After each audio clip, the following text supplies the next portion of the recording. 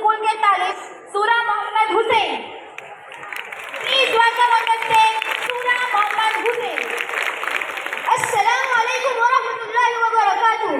माननीय मुख्य अतिथि, आदरणीय आचार्य श्री અને શિક્ષકગણ તથા મારા ભાઈઓ અને બહેનો, તમને બધાને આજના સ્વતંત્રતા દિવસની હાર્દિક શુભકામનાઓ।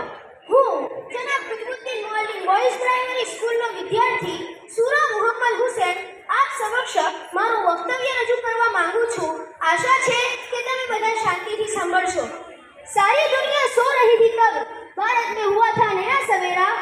सारी दुनिया सो रही थी तब भारत में हुआ था नया सवेरा। 15 अगस्त का दिन था वह जब आजाद हुआ था देश हमारा।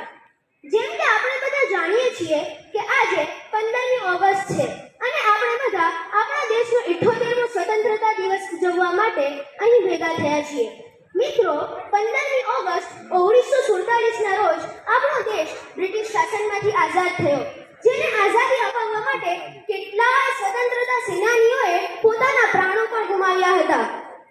આજે આપણે સૌથી પહેલા તે સ્વતંત્રતા સેનાનીઓને વંદન કરવા જોઈએ કે જેમણે આ દેશને આઝાદી અપાવવા માટે પોતાનું બધું જ સમર્પણ કરી દીધું હતું। આ દિવસ આપણને મહાત્મા ગાંધીજી, ભગતસિંહ, સુભાષચંદ્ર બોઝ, ચંદ્રશેખર આઝાદ, મૌલાના અબ્દુલ કલામ આઝાદ, અબ્દુલ ગફ્ફાર ખાન, સરદાર વલ્લભભાઈ પટેલ, અશફાકુલ્લાહ ખાન તથા લાલા લજપતરાય જેવા કેટલાય નામી અનામી સ્વતંત્રતા સેનાનીઓના ત્યાગ અને બલિદાનની યાદ અપાવે છે। આ દિવસ આપણને યાદ અપાવે છે કે આપણે આપણા દેશને અને તેના મૂલ્યોને સન્માન આપવું જોઈએ।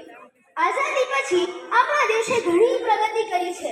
વિજ્ઞાન અને ટેકનોલોજી, શિક્ષણ, આર્થિક, સાહિત્ય, રમત બધા જ ક્ષેત્રોમાં ભારત ખૂબ પ્રગતિ કરી રહ્યું છે। પરંતુ આજે પણ આપણા દેશમાં ભ્રષ્ટાચાર, બેરોજગારી, અસમાનતા જેવી કેટલીક સમસ્યાઓ છે। તો આવો આજે સ્વતંત્રતા દિવસના અવસર પર આપણે બધા પ્રતિજ્ઞા કરીએ કે આ બધી સમસ્યાઓનો હલ લાવવા આપણે બધા પૂરતા પ્રયાસો કરીશું અને આપણા ભારત દેશને વિશ્વનો સર્વશ્રેષ્ઠ દેશ બનાવીશું। दे सलामी इस तिरंगे को जिससे तेरी शान है। दे सलामी इस तिरंगे को जिससे तेरी शान है। सर हमेशा ऊंचा रखना जब तक दिल में जान है। जय हिंद। अस्सलाम वालेकुम। Thank you. खूब सारा स्टाफगण, विद्यार्थीओ